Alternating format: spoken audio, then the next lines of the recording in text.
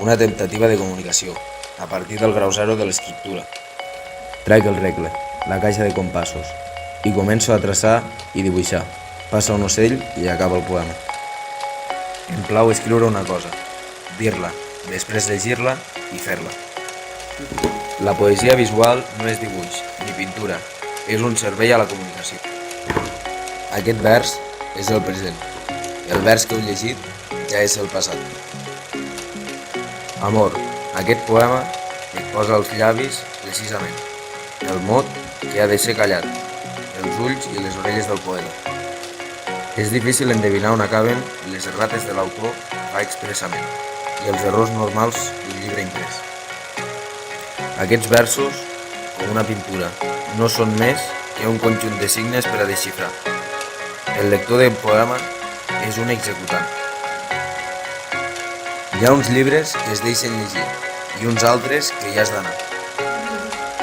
El valor d'un poema determina el nombre de trimestres que obre el lector.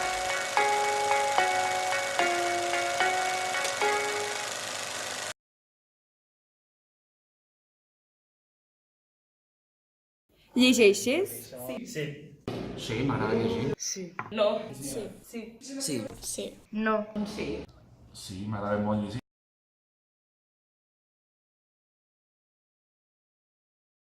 Per què llegeixes? Perquè és una forma que m'agrada de perdre el temps. Noves idees. Reflexionar sobre què pot vindre el futur i el present. És com en un altre món, on allà tot és diferent. Inspiració.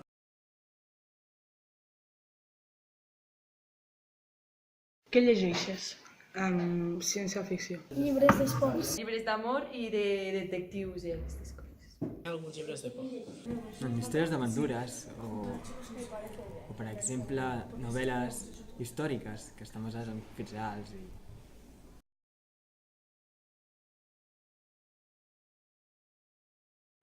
I quins llibres t'han marcat?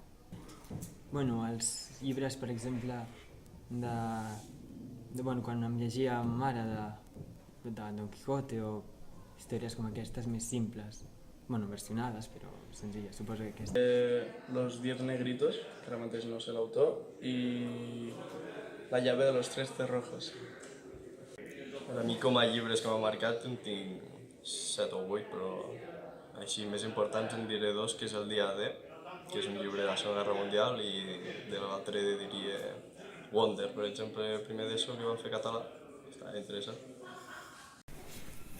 Wonder, Tirando Black, unos cuantos años de esclavitud.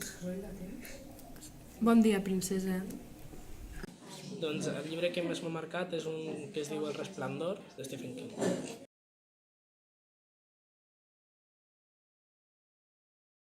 Ens recomanes alguna lectura? Tu si tu vive, de Àlex Puertolas. En castellà, 8 de Rebeca Stones. Mentida de la Care Santos.